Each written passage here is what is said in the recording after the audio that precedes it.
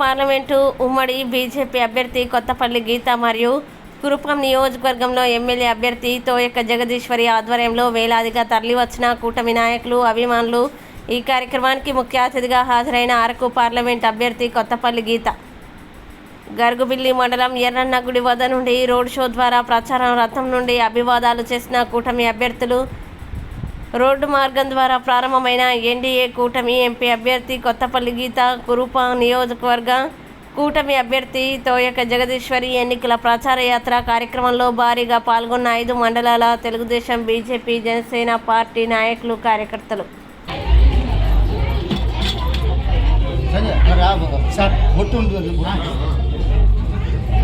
అభివృద్ధి అయితే శూన్యం. ఈ రోడ్డు మీద వస్తున్నాం, ర్యాలీలు వస్తున్నాం, గోతులమయ్యే రోడ్డు అంతా ఇక్కడ ఉన్న వాళ్ళందరూ వెహికల్ మీద కింద మీద పడుతూ వచ్చాం. ఎందుకంటే ఆ వెహికల్ కిందకి మీదకి ఎక్కడ ఇరిగిపోతుందో తెలియకుండా ఉంది. మనం చూస్తే ఇప్పుడు ఇక్కడ ఒక టైర్ బస్ట్ అయింది. ఎన్నో రకాలైన సమస్యలు చూస్తున్నాం.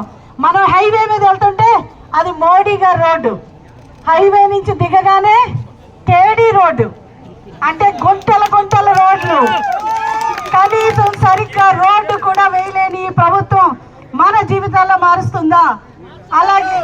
అలాగే మన రాష్ట్రం ఈరోజు తలకాయ లేని మండుల్లా తయారైంది.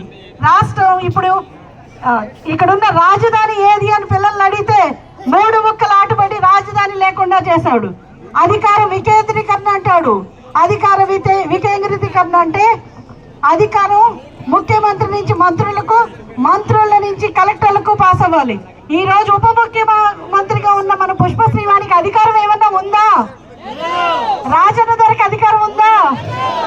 ఉప ముఖ్యమంత్రి పేరుకే కానీ వాళ్ళు కనీసం బయటకు వచ్చేది ఏదన్నా ఇప్పుడు పవన్ కళ్యాణ్ గారిని ఏమన్నా అంటే వస్తారు, లేకపోతే చంద్రబాబు నాయుడు గారిని అంటానికి వస్తారు, లేకపోతే ఎవరినైనా విమర్శలు చేయడానికి మాత్రమే ఈరోజు మంత్రులు బయటకు వస్తారు. నీటిపారుదల మంత్రి అంబటి రాంబాబు గారు, ఆయన ఎవరైనా తెలుసమ్మా మీకు?